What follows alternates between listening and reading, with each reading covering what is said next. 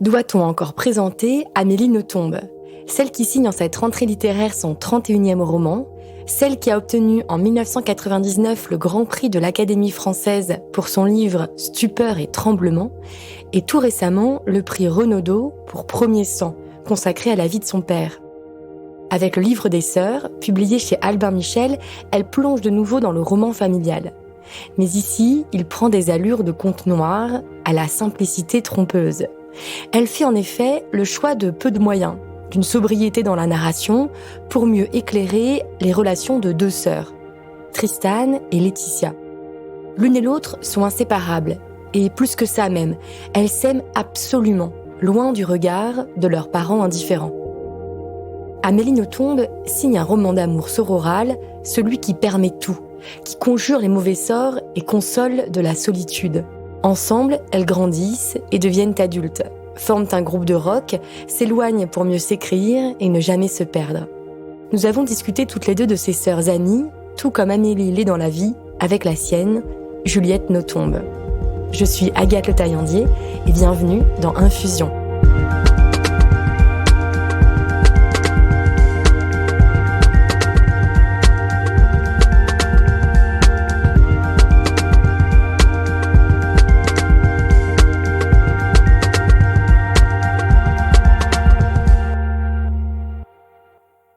Alors, mon éditeur, le premier rôle de mon éditeur, c'est d'accepter mon manuscrit. Ça ne va pas de soi, il peut très bien le refuser. J'ai eu 3 manuscrits refusés aux éditions Albin Michel, ce qui est une preuve de confiance parce que je suis un auteur à succès. Ils savent très bien que s'ils me refusent un manuscrit, je peux le faire accepter partout ailleurs. Mais ils me disent, ce n'est pas, quand ils me refusent un manuscrit, ce n'est pas un désaveu, c'est simplement un conseil. Je pense que jusqu'à présent, ils n'ont pas eu tort. Est-ce qu'il y a un aller-retour de correction, de travail, de refabrication, ou est-ce que vous êtes libre pleinement de votre production ? Je suis libre, mais c'est une liberté que j'ai conquise de haute lutte et que je dois continuer à conquérir de haute lutte, puisque à chaque fois, mon éditeur essaye de profondément changer mon manuscrit, d'en enlever des passages et tout. Et à chaque fois, je me bats, très aimablement, mais je me bats pour maintenir mon texte en l'état. Donc, je considère qu'à partir du moment où mon éditeur accepte ce manuscrit, il doit me faire lui aussi confiance et accepter la manière très particulière dont je l'ai écrit. Vous nous recevez dans votre bureau, donc dans la maison d'édition. C'est un espace où vous venez écrire ici. Je le décris un peu pour les auditeurs et les auditrices. C'est un petit bureau derrière une porte vitrée où il y a plein de choses, plein de livres, plein de choses au mur, plein de courriers sur la table. Est-ce que c'est un endroit où vous êtes bien pour écrire ici ? Jamais je n'écrirai ici ce qui me tient lieu d'œuvre romanesque. Ici, j'écris mon courrier, ce qui est très important, mais jamais mes romans. Et où vous avez besoin ou envie d'écrire alors ? Idéalement, dans un lieu intime, chez moi. J'écris chez moi à la cuisine, j'ai pas de bureau, j'écris sur mes genoux. Bon, j'ai dû apprendre à devenir un écrivain tout-terrain vu que j'ai beaucoup de succès et que je suis amenée à beaucoup voyager. Donc j'ai dû apprendre à écrire n'importe où, dans des chambres d'hôtel, dans des trains, parfois même dans des avions. Mais si je peux choisir l'endroit, c'est chez moi, à la cuisine. Je ne supporte pas les interruptions, donc je me donne le temps d'écrire puisque je me réveille tous les matins au plus tard à 4 heures du matin, souvent beaucoup plus tôt, pour écrire 4 heures d'affilée, une longue plage d'écriture pendant les meilleures heures de créativité qui se situent entre 4 heures et 8 heures du matin. Vous êtes sûr de ne pas être dérangé ? C'est tranquille. Absolument, c'est l'heure où on n'est pas dérangé, mais c'est surtout l'heure où le cerveau peut atteindre un certain état qu'il ne trouvera pas aux autres moments de la journée. Vous avez au départ l'idée, le désir d'écrire. Est-ce que le point de départ, c'est une histoire, c'est un personnage, c'est un titre ? Ça dépend, j'imagine, selon les livres, les textes. Par exemple, le livre des sœurs, le livre que vous sortez à la rentrée. Qu'est-ce qui a stimulé l'écriture au départ ? Depuis très longtemps, j'avais le désir d'écrire sur une relation entre sœurs, vu que j'ai moi-même une relation paroxystique avec ma sœur. Je cherchais un prétexte, mais ça faisait des années, donc je n'y pensais pas de façon continue. Et puis, une grande amie m'a raconté sa relation difficile avec ses parents formant un couple forteresse. Donc, des parents tellement éperdument amoureux l'un de l'autre qu'ils avaient à peine remarqué qu'ils avaient une fille. Ça l'avait fait énormément souffrir. Elle en est encore perturbée aujourd'hui d'avoir des parents qui ne la remarquaient, pour ainsi dire, pas. Et je me suis demandé ce qui aurait pu sauver cette amie. Et c'est là que j'ai eu l'idée d'une sœur. Je me dis, voilà, c'est ça qui l'aurait sauvée. C'est si elle avait pu avoir une sœur avec laquelle elle aurait eu une relation aussi fusionnelle que moi avec ma propre sœur. Ça a été ça le point de départ. Parce que quand vous parlez de relation paroxystique avec votre sœur, c'est-à-dire c'est un amour absolu. Pour vous, c'est une histoire de sœur. Cette histoire de sœur, en tout cas, c'est un amour absolu. Oui, c'est un amour absolu, un amour qui ne ressemble à aucun autre. Un amour parfait que l'on sait d'entrée de jeu éternel. Et peut-être le seul amour où on peut vraiment échapper à une relation de pouvoir. C'est quand même la plaie des amours humaines, c'est le rapport de force qui trouve toujours une manière de s'insinuer dans l'amour. Je crois que le seul amour qui peut vraiment échapper à ce rapport de force, c'est l'amour entre sœurs. Donc il y a des éléments un peu autobiographiques ou en tout cas pris dans la réalité. Vous m'avez parlé de cette amie, vous parlez de votre sœur, et ça compose cette famille imaginaire qui est la famille donc du livre des sœurs. Si je comprends bien, c'est un peu ça. Il y a comme un peu des morceaux de réel que vous injectez dans le livre. Mais après, c'est une fiction, cette histoire. C'est complètement une fiction. Tout le reste, je l'ai imaginé. Le contexte familial, la personnalité des parents, je l'ai totalement imaginé. Comment est-ce que je procède ? Et je procède de façon musicale. J'entends peu à peu le son que j'ai envie de créer autour de tout ça. Et c'est une logique musicale qui m'amène à donner telle ou telle personnalité à tel ou tel personnage. Voilà, il faut tendre l'oreille en soi pour entendre la voix des personnages, leur caractère, les chocs que ça va occasionner ensemble. Parler de voix, il y a quelque chose de mélodique en fait, qui s'impose à vous, qui rentre en vous et qui fabrique l'écriture. Oui, c'est vraiment un principe mélodique qui commande plus que tous les autres. Il faut avoir, je ne vais pas dire l'oreille absolue parce que je ne l'ai pas, mais il faut avoir beaucoup d'ouïe pour entendre la subtilité des rapports entre les personnages. C'est trop facile, par exemple, de dire qu'ils se haïssent ou ils s'aiment. Il faut, par l'ouïe, entendre exactement la nature de cet amour ou la nature de cette haine. C'est rare qu'un amour soit tout à fait pur. Il peut entrer dans cet alliage quelque chose de particulier qui va lui donner une personnalité bien spéciale.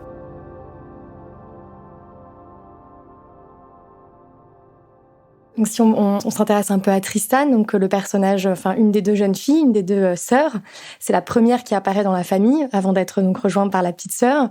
Quelle est la mélodie de Tristan ? Donc elle m'a clairement été inspirée par cette amie et que je sens comme quelqu'un d'extraordinairement brillant, mais qui a toujours étouffé sa brillance, qui a toujours senti la nécessité d'étouffer sa brillance sous une carapace de terne imaginaire, tout ça parce que sa mère lui avait fait sentir qu'elle était terne, donc par espèce de devoir d'obéissance, mais paroxystique, elle s'est construit quelque chose de terne autour d'elle, mais qui ne tient pas la route, parce que dès qu'on parle à cette jeune femme, on se rend compte qu'elle est éblouissante, mais elle est au-delà. Mais elle se met en devoir c'est vraiment la fausse calme par excellence. C'est quelqu'un qui, en vérité, bouillonne. C'est du feu, mais du feu déguisé en eau. C'est très, très curieux. Et Tristan, elle se construit beaucoup. Tout ce que vous dites, on le sent vraiment beaucoup dans la narration, dans la construction du personnage. Mais elle est avant tout, elle et sa sœur. Et donc, je trouve qu'il y a aussi l'amour et la douceur et l'obligation presque qu'elle a pour sa sœur. Ça fait d'elle un personnage extrêmement lumineux, je trouve. C'est un personnage follement lumineux. En effet, elle se prend d'une passion éperdue pour sa sœur. Et aux joies, cet amour est réciproque. Donc, mais pour la petite sœur, ça va être beaucoup plus facile, puisque la petite sœur, bon, c'est vrai que ses parents ne la remarquent pas, mais c'est pas grave. Elle a sa grande sœur. Elle naît sous le meilleur des regards, le regard de sa grande sœur. Alors que la grande sœur, Tristan, pendant les 5 premières années de sa vie, n'a aucun regard posé sur elle. À plus forte raison, aucun regard bienveillant posé sur elle. Donc sa mélodie va être triste, d'où le prénom Tristan. Pour Laetitia, c'est exactement l'inverse. Finalement, elle naît sous d'heureux auspices. Et c'est pour ça qu'elle s'appelle Laetitia. Elle est la joie. Elles rendent toutes les deux des sons très différents, qui vont d'ailleurs très bien contribuer à leur amour, puisque leurs deux sons se complètent parfaitement. En face de cette harmonie sonore que vous décrivez, c'est vrai qu'il y a le couple des parents, Au début, on s'y attache un peu parce qu'ils ont un côté eux aussi absolu dans leur amour. On se dit ça va être ça va être des personnages forts. Vous nous embarquez un peu avec eux. Puis en fait, c'est vrai qu'ils disparaissent quand même progressivement. Ils s'effacent. Ils deviennent un peu. On a un peu l'impression que ce sont des coquilles vides. Je sais pas si c'est aussi comme ça que vous les avez construits, mais au fur et à mesure où elles se remplissent, eux se vident, je trouve. Je suis tout à fait d'accord avec vous. L'amour éperdu que les parents ont l'un pour l'autre, c'est un peu un signe de reconnaissance. Ils se sont reconnus tous les deux dans une espèce de vide. Alors, entre eux, ça va être une alchimie fantastique. C'est un amour extrêmement convaincant. Et je peux comprendre qu'au début, on les trouve sympathiques. Simplement, cet amour repose sur le vide. Et ils vont quand même assez vite s'apercevoir que leurs 2 enfants ne sont pas vides du tout, au contraire, ce sont des jeunes filles, des jeunes femmes pleines de substance, elles sont extrêmement vivantes, ce qui fait que mine de rien, ils vont se sentir concurrencés. Cette histoire, c'est aussi l'histoire d'une concurrence entre 2 histoires d'amour. L'histoire d'amour entre les parents, un amour fusionnel, mais ce qu'on appelle un couple forteresse, c'est-à-dire un couple totalement replié sur lui-même, et à côté de ça, l'amour entre les 2 sœurs, qui lui aussi est un amour fusionnel, mais tout à fait ouvert sur le monde, donc agrégeant de la force, alors que les parents ne cessent de se vider. À l'intérieur de ça, il y a aussi des personnages qu'on peut peut-être considérer comme plus secondaires, mais qui participent, je trouve, à cette dynamique que vous décrivez justement de extérieur-intérieur. C'est la sœur donc de Nora, la mère, la tante des 2 jeunes filles, alors qu'à un moment donné est défini comme cas social, je cite. Oui. Et cette femme, en fait, s'attache énormément à Tristan. Elles ont une relation très particulière, ce qui va ensuite d'ailleurs déteindre avec la fille, puisque avec leur cousine, elles ont aussi un rapport très fort. Oui. Donc il y a de l'amour en fait entre ces personnages. Oui. Là où avec les parents, il n'y en a pas. Est-ce que cette sœur, elle est aussi miroir de ça ? Cette autre relation entre sœurs, c'est un peu le contrepoint des sœurs qui donnent leur titre au livre. C'est des sœurs nettement plus classiques, Nora et Bobette. Surtout du côté de Nora, parce que on sent bien que ce qui existe entre ces 2 sœurs-là, c'est de la concurrence. C'est ce qu'on voit généralement en littérature quand des sœurs apparaissent. Des sœurs sont vouées à se concurrencer. Alors que les sœurs que moi je mets en scène, donc Tristan et Laetitia, ne se concurrencent absolument pas. C'est de l'amour fusionnel, c'est de la solidarité. Donc il y a un contrepoint, un effet, ce qui est aussi un effet musical, entre l'amour il y a de l'amour entre Nora et Bobette, mais cet amour est dominé par la compétition et l'amour de non-concurrence entre Tristan et Laetitia. Cette histoire de famille, ça peut faire aussi un peu conte, parce qu'on sait que la matière familiale, ça a été une source d'inspiration pour les contes traditionnels. Et je trouve que votre écriture, elle peut aussi, dans ce texte-là précisément, s'approcher un peu du conte. Une espèce de fausse simplicité aussi, où on voit qu'en fait, il y a beaucoup plus c'est un millefeuille, il y a une profondeur à l'écriture. Mais comme un petit peu, une apparence simple. Je suis tout à fait d'accord, c'est un conte. J'aime énormément l'écriture du conte parce que c'est une écriture qui permet une très grande économie de moyens. On n'est pas forcé de faire l'historique socio-professionnel de la famille, du milieu. Ça peut rester extrêmement vague. Et ça permet d'aller plus vite dans le vif du sujet, comme dans les contes où il n'y a que des princes et des princesses. Personne n'est dupe, mais c'est une façon de pouvoir évacuer la question du métier qui forcément n'est pas celle qui nous intéresse le plus. Et puis, bon, les contes sont vrais. Les contes, on le sait, c'est des récits psychanalytiques. Ici, je pense que, même si je suis pas psychanalyste pour dessous, il y a d'énormes ressorts psychanalytiques dans cette histoire. Bon, Freud, c'est très intéressant, mais je trouve que ce n'est pas suffisant. Freud explique tout par les parents. Bien sûr, les parents, c'est terriblement important, je ne vais pas dire autre chose, mais je trouve que Freud ne recourt pas assez à la fratrie. Si j'examine ma propre vie, bon, bien sûr, mes parents ont été déterminants, mais ma fratrie, au moins autant. Donc, voilà, j'essaye de faire entrer la fratrie dans la psychanalyse. Et c'est vrai qu'effectivement, c'est ce que vous dites, mais le conte assez vite se débarrasse en fait des péripéties, elles paraissent assez secondaires par rapport à la construction psychologique. Et le livre des sœurs, c'est vraiment ça, c'est avant tout des portraits psychologiques qui se croisent, qui se font écho, qui se nourrissent. J'ai l'impression que c'est ça quand même le cœur du livre. Oui, c'est tout à fait ça. Vous avez raison. Et c'est, je pense aussi, raconter très simplement. C'est des choses très compliquées, mais racontées très simplement. On parlait de mélodie, aussi de voix. La musique a une place importante dans ce roman. Dans quelle mesure elle a une place importante et pourquoi ? Ça a été pour moi l'occasion de dire que j'aurais tellement aimé être chanteuse de rock. Je suis très heureuse d'être écrivain, c'est un magnifique métier, mais si j'avais vraiment pu choisir mon talent, j'aurais été chanteuse de rock. Et poussons le rêve jusqu'à son comble, j'aurais voulu être dans un groupe métal, parce que le métal, pour moi, c'est la grande musique d'aujourd'hui. Et ça peut paraître étonnant, parce que vous avez raison, mes livres ressemblent à des contes avec plutôt une petite musique qui n'est a priori pas du tout la musique qu'on entend dans le rock.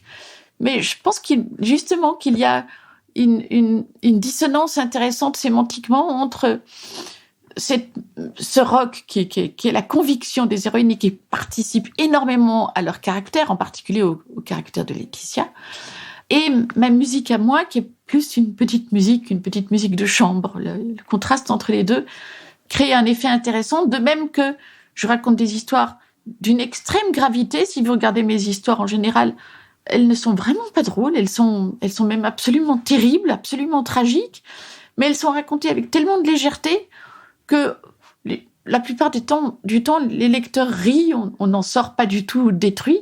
Parce que les deux personnages, effectivement, créent un groupe de musique et font de la musique, Tristan et Laetitia. Et vous disiez que vous auriez rêvé d'être une rockstar. Est-ce que les personnages de vos romans, finalement, viennent prolonger des possibles que vous avez en vous ? Bien sûr, ils sont aussi là pour vivre les vies que j'aurais pu vivre et que je n'ai pas eu l'occasion de vivre dans cette vie-ci. Bon, c'est particulièrement le cas pour le rock, là. Il y avait vraiment zéro possibilité que ça se réalise. Dans certains autres cas, je donne à mes personnages des possibles qui étaient plus proches de moi, quoi. Des fiancés qui se marient, par exemple, alors que moi j'ai toujours fui avant le mariage, ou ce genre d'éventualité. Il y a une phrase qui est importante dans le livre qui dit « Les mots ont le pouvoir qu'on leur donne ». Est-ce que vous pensez qu'on peut refuser le pouvoir des mots ? Est-ce que vous pensez que les mots ne dépendent que de ceux qui les disent ou de ceux qui les reçoivent ? Je pense que c'est une chose que nous avons tous vécue. Nous avons tous vécu l'expérience qui consiste à être assassinés par un mot. Ça nous est arrivé au moins une fois dans notre vie. Comment faire pour ressusciter après un assassinat verbal ? Généralement, ça prend beaucoup d'années. Et on peut éventuellement se dire, après beaucoup d'années, soit on peut se dire que la personne a voulu dire autre chose et qu'on a peut-être mal compris sa parole, soit on peut se dire qu'on va prendre ça de qui ça vient. C'est ce que Tristan finit par faire avec la parole terrible de sa mère. Elle se dit, mais cette parole a été dite par ma mère. Ma mère n'était pas une femme très intelligente. Elle s'est trompée. Elle a dit n'importe quoi. Reprenez la phrase exacte, parce que la mère lui adresse un propos. Pardon, c'est vrai, vous avez raison. La mère, enfin, elle ne le lui dit pas directement, elle dit de sa fille, sans savoir que sa fille l'entend, elle dit que Tristan est une petite fille terne. Et ça va être le mot maléfique pour Tristan, qui va se sentir condamné à être une petite fille terne. Or, le lecteur qui la suit de près, on voit très bien quel est le contraire d'une petite fille terne et d'une fille terne et d'une femme terne, qu'au contraire, c'est une personne éblouissante. Mais dans un premier temps, la condamnation maternelle va être plus forte que la réalité. Oui, c'est vrai que parfois, en tant que lecteur, on ne comprend pas forcément le mot, en fait. C'est vrai, parce qu'on voit que des belles choses. Oui. La relation qu'elle a avec sa sœur, avec sa cousine, oui. Son brio à l'école. Enfin, il y a plein de choses qui la rendent éclatante. Et je suis terne, en fait. Et puis, donc, on a du mal à se faire son portrait, même physique, vous voyez. Oui. C'est étonnant. Elle reste toujours un peu un endroit un peu comme en fuite. Vous avez tout à fait raison. Son portrait est fuyant parce que je crois que c'est un personnage qui est incapable de se voir soi-même. Elle ne se voit qu'avec les yeux des autres, et c'est là qu'il y a une défaillance, parce que elle souffre d'une carence de regard parental tragique. Je crois qu'elle ne se voit pas pour cette raison, parce que ses parents ne l'ont pas vue. Littéralement, les 5 premières années de sa vie, ses parents ne l'ont pas vue. Voilà, elle est incapable d'exister physiquement à cause de ça.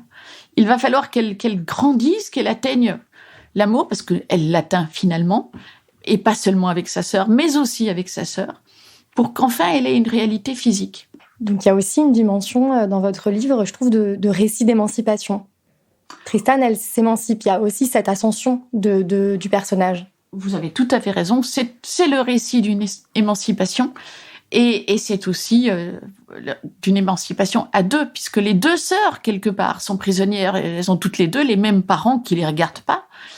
Mais elles vont tellement s'aimer l'une l'autre que la force de leur amour va venir à bout de la carence parentale. Donc, le grand adjuvant de Tristan, c'est l'amour de Laetitia, de même que le grand adjuvant de Laetitia, c'est l'amour de Tristan. Je pense que c'est là aussi une chose que nous avons tous vécue. Dès l'instant où quelqu'un nous aime, c'est fou la force qu'on a. Il n'y a pas de plus grand levier que d'être aimé d'une autre personne qu'on aime.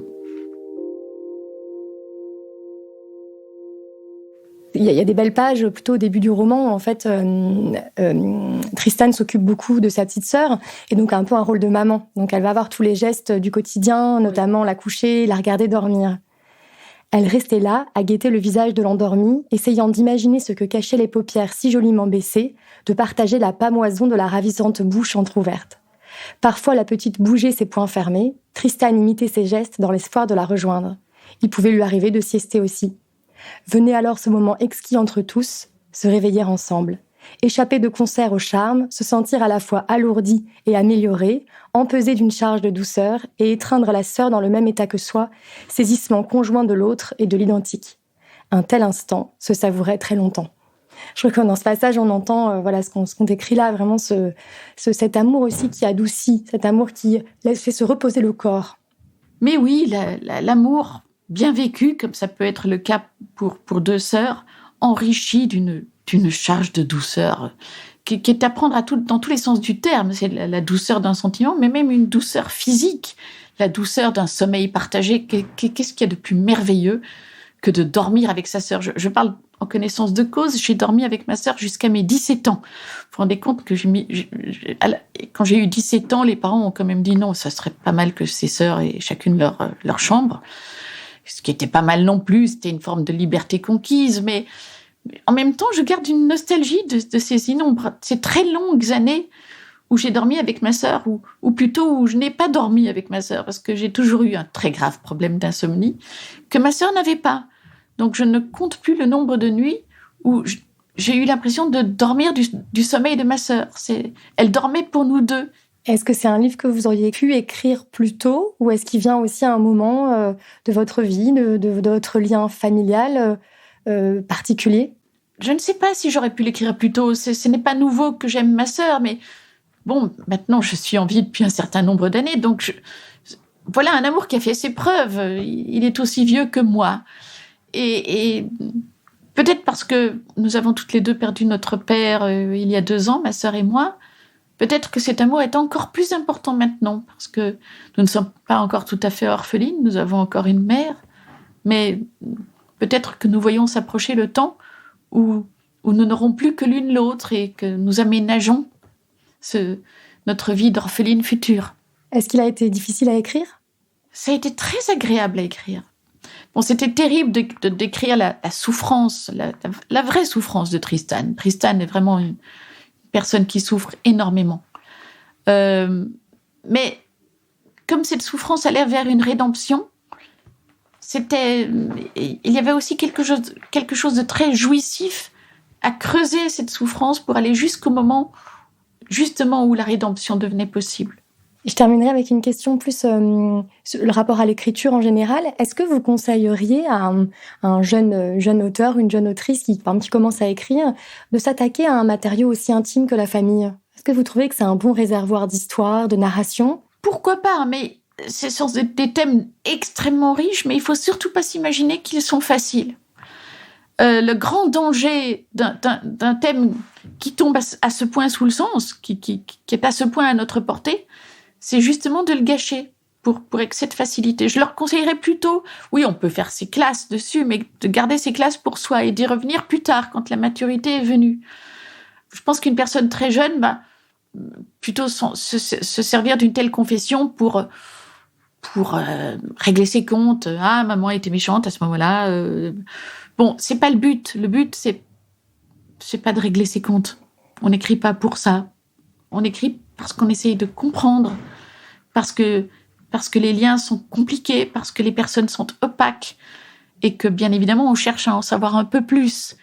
Donc, attendez d'avoir compris que l'écriture était un moyen d'investigation et non pas le lieu d'une vengeance.